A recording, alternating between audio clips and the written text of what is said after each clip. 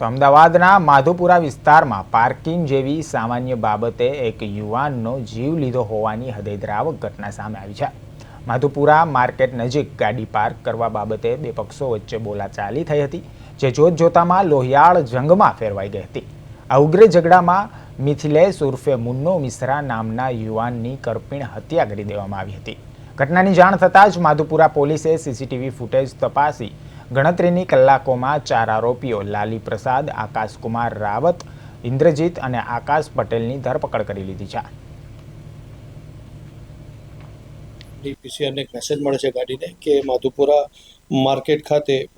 મારામારી અને ઝઘડાનો બનાવ બનેલ છે, જે આધારે તાત્કાલિક માધુપુરા માર્કેટ દુકાન નંબર I-28ની આગળ જઈ અને તપાસ કરતા એક ઈસમ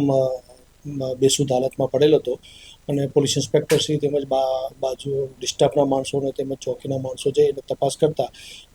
બંને અલગ અલગ પક્ષો દ્વારા બોલાચાલી ઝઘડો થયેલો, જેમાં પ્રથમ દ્રષ્ટિએ પૂછપરછ કરનાર આકમના મરણ જનારના ભાઈ સંદીપ નિર્ભય મિશ્રા નાઓને પૂછતા જણાવે છે કે પોતાના ભાઈ મરણ જનાર મિથિલેશ અને તેના સાથે તેના મિત્ર ગોલુ રાજેન્દ્ર જાદવ અને રવિ પ્રહલાદ કોળી નાઓ ઉપરોક્ત જગ્યા ઉપર બેઠા હતા. એ દરમિયાન આકમના આરોપી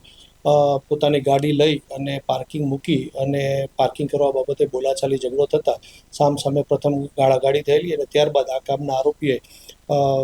જે ગાડી પડેલી હતી એનું માંથી ટોમી અને એના બમ્પર ઉપર લગાવેલો સળિયો વગેરે લઈ આ કામના મરણ જનારને મરણતોલ માર મારતા એના માથાના અને છાતીના ભાગે ઈજા થતા સ્થળ ઉપર તાત્કાલિક મરણ ગયેલા. ત્યારબાદ ઉપરોક્ત તમામ આરોપીને સીસીટીવી ફૂટેજ આધારે ઓળખાણ કરાવી તેમજ નજરે જોનાર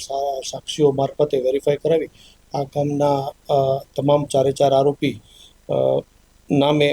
લાલી પ્રસાદ શિવકુમાર પટેલ, રહેવાસી કાળીગામ, મૂળ નાલંદા, તેમજ આકાશ મિથિલેશ રાઉત, ઇન્દ્રજીત ગૌતમ અને આકાશ શિવકુમાર પટેલ કે જેઓ અંદરોઅંદર ચારેય સગા થાય છે અને મૂળ નાલંદાના છે, હાલ કાળીગામ ખાતે રહે છે અને ડ્રાઇવિંગ અને ક્લીનરનું કામ કરે છે. તેઓની તાત્કાલિક અસરથી ધરપકડ કરવામાં